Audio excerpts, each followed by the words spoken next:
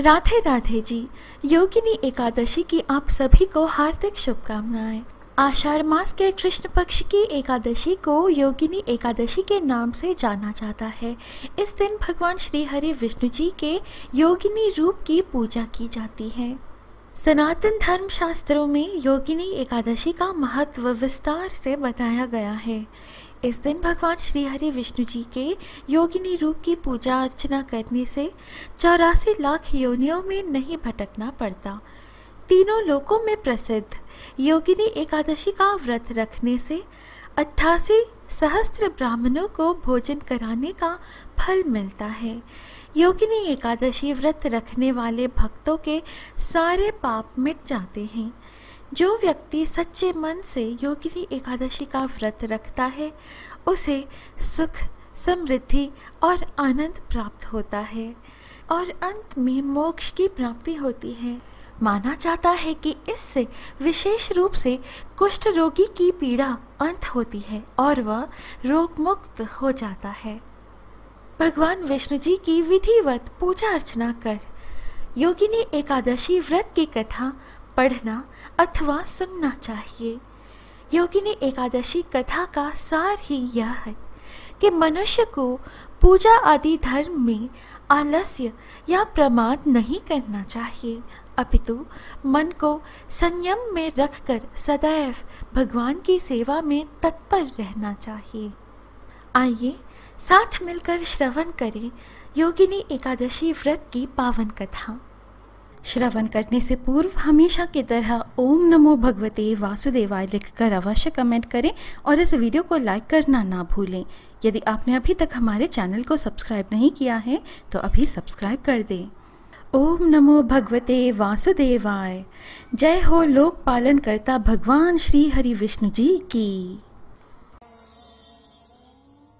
धर्मराज युधिष्ठिर कहने लगे कि भगवान, मैंने ज्येष्ठ शुक्ल एकादशी के व्रत का महात्म्य सुना। अब कृपया आषाढ़ कृष्ण एकादशी की कथा सुनाइए। इसका नाम क्या है, महात्म्य क्या है, यह भी बताइए। श्री कृष्ण कहने लगे कि हे राजन, आषाढ़ कृष्ण एकादशी का नाम योगिनी है। इसके व्रत से समस्त पाप नष्ट हो जाते हैं। यह इस लोक में भोग और परलोक में मुक्ति देने वाली है। यह तीनों लोकों में प्रसिद्ध है। मैं तुमसे पुराणों में वर्णन की हुई कथा कहता हूँ, ध्यान पूर्वक सुनो। धनाध्यक्ष कुबेर भगवान शिव के परम भक्त थे। हर दिन भगवान शिव की पूजा के लिए इन्होंने हेम नाम के माली को पुष्प चुनकर लाने का काम सौंपा था। हेम की विशालाक्षी नाम की सुंदर पत्नी थी। एक दिन वह मानसरोवर से पुष्प तो ले आया, लेकिन कामासक्त होने के कारण वह अपनी पत्नी से हास्य विनोद तथा रमन करने लगा। इधर पूजन में देरी होता देख कुबेर ने अपने सेवकों को उस माली के ना आने का कारण जानने के लिए भेजा। सेवकों ने आकर राजा को पूरी घटना बता दी। यह सुनकर राजा कुबेर बहुत अधिक गुस्से में आ गए और माली को श्राप दिया। तूने मेरे परम पूजनीय ईश्वरों के ईश्वर श्री शिवजी महाराज का अनादर किया है, इसलिए मैं तुझे श्राप देता हूँ कि तू स्त्री का वियोग सहेगा और मृत्युलोक में जाकर कोढ़ी होगा। कुबेर के श्राप से हेम माली का स्वर्ग से पतन हो गया और वह उसी क्षण पृथ्वी पर गिर गया। भूतल पर आते ही उसके शरीर में श्वेत कोढ़ हो गया। उसकी पत्नी भी उसी समय अंतर्ध्यान हो गई। मृत्युलोक में आकर माली ने महान दुख भोगे। भयानक जंगल में जाकर बिना अन्न और जल के भटकता रहा।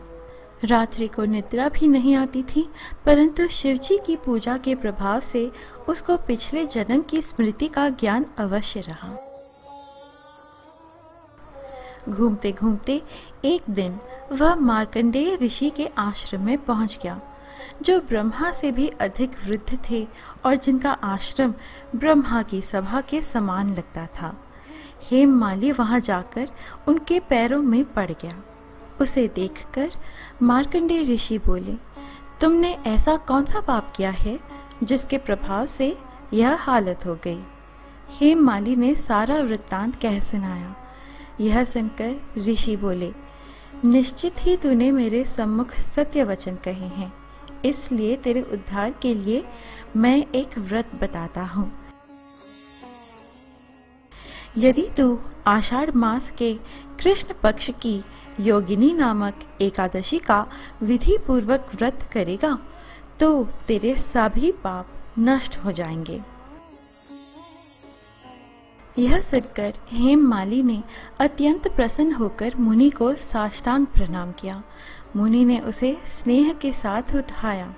हेममाली ने मुनि के कथानुसार विधि पूर्वक योगिनी एकादशी का व्रत किया। इस व्रत के प्रभाव से अपने पुराने स्वरूप में आकर वह अपनी पत्नी के साथ सुखपूर्वक रहने लगा। भगवान श्री कृष्ण ने कहा, हे राजन, यह योगिनी एकादशी का व्रत 88,000 ब्राह्मणों को भोजन कराने के बराबर फल देता है। इसके व्रत से समस्त पाप दूर हो जाते हैं और अंत में स्वर्ग प्राप्त होता है। इस प्रकार कथा श्रवण करने के पश्चात भगवान विष्णु जी की आरती अवश्य करें। आशा है आपको यह वीडियो अच्छी लगी। इस प्रकार के और वीडियोस पाने के लिए कृपया हमारे YouTube चैनल पवित्र वचन को सब्सक्राइब करें। फिर मिलेंगे अगली वीडियो में। बोलो लोक पालन करता भगवान श्री विष्णु जी की जय।